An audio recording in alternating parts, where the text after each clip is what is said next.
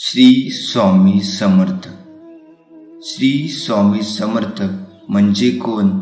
स्मरण करताच समोर उभे राहतात ते श्री स्वामी समर्थ।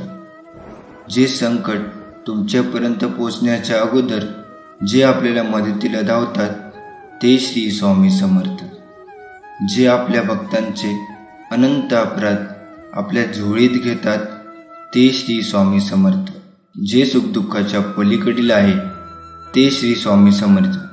आपली इच्छा पूर्ण होणारच हा विश्वास ठेवून सर्व स्वामींवर निशंक सोपवून आपल्याला विश्वासयुक्त कर्म केले असता आपली इच्छा नक्कीच पूर्ण होते। भक्तांनो, तुमचा स्वामीवरती विश्वास असेल तर आताच आपल्या व्हिडिओला लाईक करून चॅनलला सबस्क्राईब करा आणि खाली कमेंट बॉक्समध्ये लिहा श्री स्वामी समर्थ। स्वामी म्हणतात, काय एवढा चिंता करतोस? मी असताना फक्त तू माझी आठवण काढ व मनापासून माझा धावा कर। माझे नामस्मरण कर, मी तुझ्याच जवळ आहे। जेवढा माझा जप करशील तेवढेच तुला फळ मिळेल, पण तुझी सेवा फुकट जाणार नाही।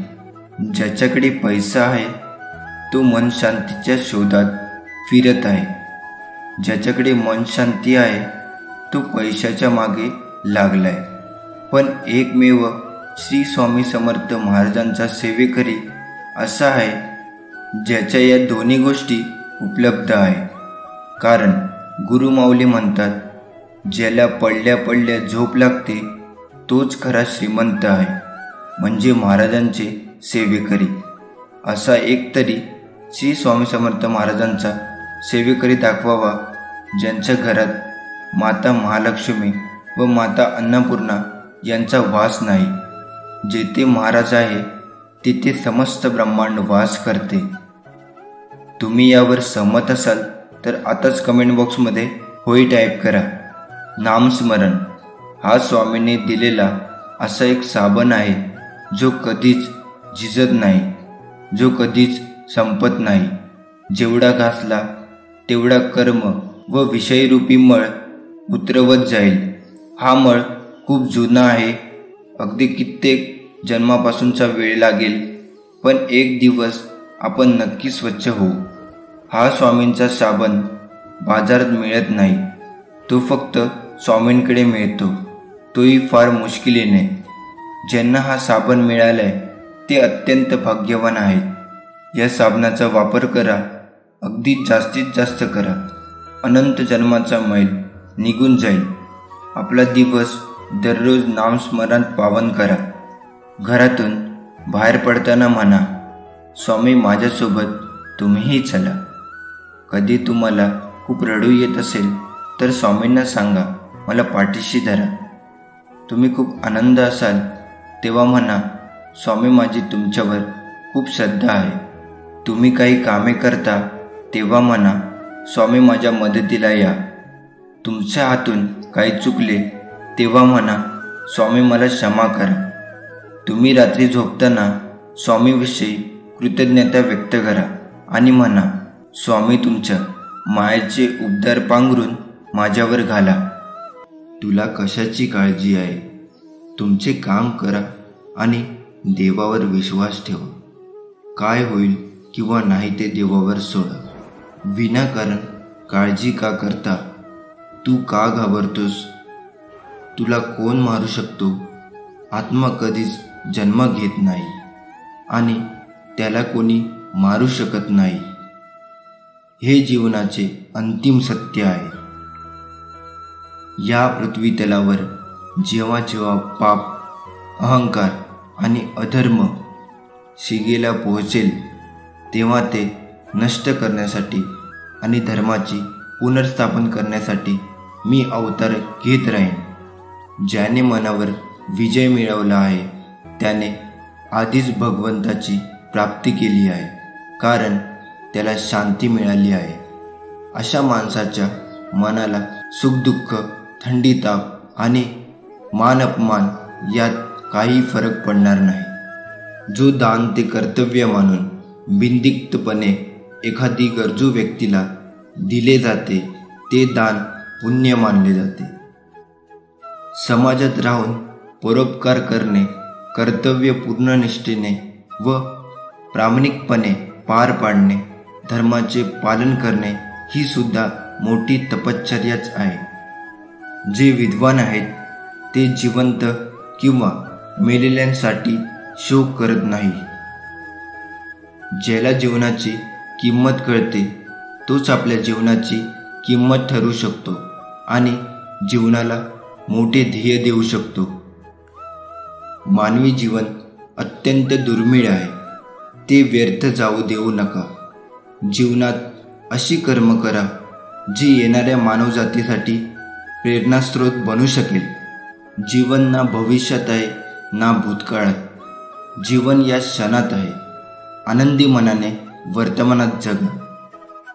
स्वतःसाठी सर्वोत्तम व्हा. तुमची किंमत लक्षात घ्या. जग एक दिवस तुमचा आदर करेल. स्वतःला जीवनासाठी तंदुरुस्त बनवणे हाच यश आणि आनंदाचा एकमेव मार्ग आहे. हे अर्जुन, तुझे आणि माझे अनेक जन्म झाले आहे. मला ते सगळे जन्म आठवतात, पण तुला नाही. मी भूतकाळ, वर्तमान आणि भविष्य आहे. जे घडणार आहे त्याचे सर्व परिणाम मी पाहू शकतो. म्हणून निकालाची चिंता करणे थांबवा आणि आपले कार्य करत राहा. तुमचे जीवन सुधारण्यासाठी तुम्हाला अनेक कर्म करण्याची संधी मिळेल, परंतु मनुष्य आपल्या इंद्रियांच्या अधीन राहून त्या संधीचा योग्य फायदा घेऊ शकत नाही. वाईट कर्म केल्यावर आयुष्यभर कितीही चांगली कामे केली तरी वाईट कर्माची फळे नक्कीच मिळतात. चांगली कामे करण्याची संधी कधीही सोडू नका. तुमचे काम करा. परिणामाची चिंता करू नका. फळाची तळमळ सोडून जो मनुष्य कार्य करतो तोच आपले जीवन यशस्वी करू शकतो. जो कर्मफलाची आस बाळगत नाही किंवा कर्मफलाचा द्वेष करत नाही त्याला संन्यासी म्हणतात. खरा योगी आपले कार्य पूर्ण निष्ठेने करतो आणि त्याच्या फळाची इच्छा न ठेवता त्याला धर्म मानतो. मनावर ताबा ठेवून आणि स्वतःवर विश्वास ठेवून माणूस पुढे सरकतो तेव्हा जीवनातील कोणतेही गंतव्यस्थान गाठता येते. दुर्बलता नक्कीच देवाने दिलेली असते, पण प्रतिष्ठा माणसाच्या मनाने निर्माण केली आहे. भीतीला धरून राहिल्याने भविष्यातील दुःख टाळता येत नाही. भीतीमुळे चिंता वाढतात, ज्यामुळे मनातील आनंद आणि शांती हिरावून घेतली जाते. तुम्हाला कोणाची भीती वाटते? कोण तुम्हाला मारू शकेल? तुम्ही शरीर नाही. तुमचे शरीर हे केवळ तुमचे कर्म सिद्ध करण्याचे साधन आहे. तू असा आत्मा आहेस जो अमर आहे. कर्म चांगले असेल तर त्याचे फळ नक्कीच मिळते. वाईट असेल तर त्याची शिक्षा नक्कीच मिळते. माझ्या बाळा, माहीत आहे सध्या तू कठीण परिस्थितींना तोंड देत आहेस. तुझे दुःख दूर होण्यासाठी चमत्काराची वाट पाहत आहेस, पण निराश होऊ नकोस. आम्ही तुझी प्रार्थना ऐकली आहे आणि लवकरच तू संकटमुक्त होणार आहेस. लवकरच तुझ्या जीवनामध्ये सुख, समृद्धी, ऐश्वर, शांतीने भरून जाणार आहे. त्यामुळे आमच्यावर विश्वास ठेव. सतत आमचे स्मरण करत राहा. स्वामींचा हा आशीर्वाद प्राप्त करून घेण्यासाठी आताच आपल्या व्हिडिओला लाईक करा आणि त्यासोबत चॅनलला सबस्क्राईब करून खाली कमेंट बॉक्समध्ये लिहा, स्वामी माझा तुमच्यावर पूर्ण विश्वास आहे. स्वामी म्हणतात, कदाचित तुमच्या मनात असे प्रश्न उद्भवत असतील की मी स्वामी भक्त भावाने पूजा करतो, सत्य भावनेने चालत असताना मी कधी कोणाला दुखवत नाही, फसवत नाही, लुबाडत नाही, तरी लोक मला दुःख का देतात, का फसवतात? स्वामी तुम्ही मला अशा वेळी मदत का करत नाही? तेव्हा स्वामी त्याला म्हणतात, बाळा, त्याची बुद्धी त्यांना प्रवृत्त करते. ते तुला फसवतात, दुखवतात, याचा तात्पुरता त्यांना फायदा होतो, पण तू निराश होऊ नकोस. तुला फसवल्याने त्यांना नकळत जी पुढे चांगले मिळणार होते ते त्यांच्यापासून लांब गेलेले असते आणि त्यांचे पाप त्यांना भोगावे लागत असतात. वरवर ते सुखी दिसत असतील, आतून त्याने जे कृत्य केलेले आहे त्याची फेड त्याला लगेच मिळत राहते आणि तुला न मिळालेले ते तुला दुसऱ्या रूपात कुठेतरी डबल मिळून जाते. म्हणून निष्ठा सोडू नकोस, प्रामाणिक राहा, भक्ती कर, कुणाचे वाईट चित्तू नकोस, भिवू नकोस. मी सदैव तुझ्या पाठीशी आहे. हळूहळू का होईना स्वामी समर्थांच्या नामस्मरणाने निश्चितच चांगले दिवस येतील. तुम्ही खचून जाऊ नका. कधी कधी स्वामी भक्ताच्या सहनशक्तीची परीक्षा घेतात आणि आपल्याला त्या परीक्षेत पास व्हायचं असतं. सहमत असाल तर कमेंट बॉक्समध्ये होय स्वामी मी सहमत आहे असं टाईप करा. ज्याला दुःखाची जाणीव असते त्याला सुखाची किंमत असते. म्हणून जे दिवस आपण काढले आहे त्याची नेहमी झाली ठेवा, म्हणजे जे आता मिळत आहे त्याचा तुम्हाला आनंद मिळेल. सुंदर चेहरा एक दिवस म्हातारा होतो, बलाढ्य शरीरही एक दिवस गळून पडते, पदही एक दिवस निघून जाते. कोणत्याही परिस्थितीत मनाचा तोड ढासळला असेल तर श्री स्वामी समर्थांचे नाव घेऊन स्वतःशी संवाद साधा की मला माहीत आहे स्वामींनी माझ्यासाठी योग्य तीच योजना तयार केली आहे. आपली इच्छा पूर्ण होणारच हा विश्वास ठेवून स्वामी निशंक सोपवा, मग ती इच्छा नक्कीच पूर्ण होईल. कठीण काळात सतत स्वतःला सांगा, शर्यत अजून संपलेले नाही, कारण मी अजून जिंकलेला नाही. लक्षात ठेवा, लोक उगवत्या सूर्याला नमस्कार घालतात, मावळत्या नाही. पायाला स्पर्श करून जाणाऱ्या त्या लाटा असतात ज्या मोठ्या बोटी बुडवण्याचं सामर्थ्य ठेवतात. ठाम राहायला शिकावं. निर्णय चुकला तरी हरकत नाही. स्वतःवर विश्वास असला की जीवनाची सुरुवात कुठूनही करता येते. जेवढे जप कराल तेवढे स्वामी जपतील, जेवढे वाचाल तेवढे स्वामी वाचवतील, जेवढी सेवा कराल तेवढे मेवा देतील, आवडीने कराल तेवढे स्वामी आवडीने देतील, सवडीने कराल तेवढे स्वामी सवडीने करतील. स्वामी सखांना जे जमले ते सर्वांना जमणे शक्य आहे. अगदी कलियुगातही ते जमणे शक्य आहे. फक्त त्यासाठी तुम्ही मनापासून प्रयत्न करायला हवे. भक्ती यासारखे वैभव्य प्राप्त करण्यासाठी हवे ते दृढ इच्छा, चिकाटी, जिद्द आणि विश्वास. महत्त्वाचं म्हणजे परब्रह्माबद्दल आतुरता. अविश्राम कष्ट घेऊन जर तुम्ही या मार्गावर चालतात तर हे दिव्य परब्रह्म जीवन तुम्हाला नक्कीच प्राप्त होईल. स्वामी म्हणतात, माझ्यावर विश्वास ठेव, मी सर्वत्र आहे, मी चराचरात व्यापून आहे, मी वारा आहे, मी पाणी आहे, आकाशही मीच आहे, गाणगापुरात ध्रुवावर मीच आहे, मी कुठेही गेलेलो नाही, मी सदैव तुझ्या पाठीशी आहे. उगाच चिंता करू नकोस, कारण तुझी चिंता व्यर्थ आहे. तुझ्या पाठीशी प्रत्यक्ष ब्रह्मांड नायक आहे. एकदा मनापासून मला हाक मारून बघ. तुझ्या हाकेला नाही धावून आलो तर मग बोल. सामान्य लोक नेहमी त्यांच्या आदर्शाचे पालन करून सर्वोत्तम लोकांसारखे बनण्याचा प्रयत्न करतात. जेव्हा तो आपल्या इंद्रियांवर अवलंबून असतो तेव्हा मनुष्य ब्रह्मसौंदर्य, वाईट गोष्टी आणि वाईट सवयीकडे आकर्षित होतो. जसा जळत्या दिव्याच्या प्रकाशाने अमाप अंधार दूर होतो, त्याचप्रमाणे मनातील अज्ञानाने भरलेल्या अंधाऱ्या खोलीत सकारात्मक विचाराचे तेल टाकून ज्ञानाचा प्रकाश उजळून टाकाल तेव्हा अज्ञाच्या रूपातील अंधारच नाहीसा होईल. ज्याला कोणाबद्दल वाईट भावना आहे, वाईट विचार करतो, मत्सर करतो, वाईट बोलतो, आपल्या धर्माचे आणि कर्तव्याचे पालन करत नाही, तो कधीही मोक्ष प्राप्त करू शकत नाही.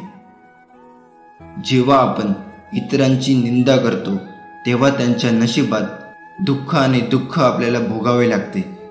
भगवान श्रीकृष्ण म्हणतात, स्वतःला माझ्या स्वाधीन करा, भगवंतावर विश्वास ठेवा आणि कोणत्याही परिणामाची इच्छा न ठेवता निस्वार्थपणे, निर्दोषपणे आणि निष्पक्षपणे कार्य करा. तुमचे जीवन सुख आणि समाधानाने भरून जाईल. दुःख तुम्हाला कधी स्पर्श करणार नाही आणि मोक्ष प्राप्त होईल. तुमचा परमेश्वरावर विश्वास असल्यास कमेंट बॉक्समध्ये होय टाईप करा आणि त्यासोबत चॅनलला सबस्क्राईब करून व्हिडिओला लाईक करा. देव तुमचे ऐकतो की नाही हे तुमच्या विश्वासावर अवलंबून असते.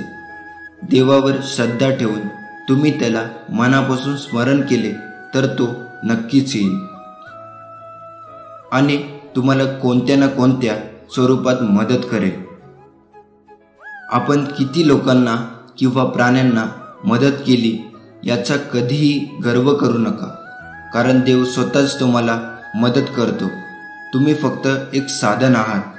कोणाचेही भले करून कधी उपकार करू नका, नाहीतर ती कृती निरर्थक होईल आणि मिळणारे बक्षीस व्यर्थ जाईल. मोठी उद्दिष्टे निर्माण करण्यासाठी आणि स्वप्ने सत्यात उतरवण्यासाठी सर्वप्रथम तुम्हाला कल्पनाशक्ती असायला हवी. जो माणूस एखादी चांगली कर्म करताना त्याला आपले नशीब आणि बक्षीस मानतो, अशा व्यक्तीला त्याच्या कृतीचे फळ अपेक्षेपेक्षा जास्त मिळते. फळाच्या अपेक्षेने काम करणाऱ्या व्यक्तीचे मन कधीही शांत आणि समाधानी राहत नाही, कारण त्याची तळमळ प्रत्येक नवीन शिखरावर पोचत राहते. अशा रीतीने त्याचे मन कधीच समाधानाचा आनंद घेऊ शकणार नाही. पुन्हा पुन्हा जन्म घेणाऱ्या अमर्याद इच्छा माणसाला इंद्रियाचा गुलाम बनवतात. तुमच्या मनात शंकांना कधीही जन्म देऊ नका. या शंका तुमच्या मनात गैरसमजाचे डोंगर निर्माण करून जीवनातील सुख शांती हिरावून घेतात. राग येणे व्यर्थ आहे. जर तुम्ही रागाच्या भरात प्रतिक्रिया देत राहिलात तर त्याचा अर्थ असा होतो की तुमच्या देवाच्या कर्म नियमावर विश्वास नाही. जर कोणी तुमचे वाईट केले तर कर्म स्वतः त्याची काळजी घेईल.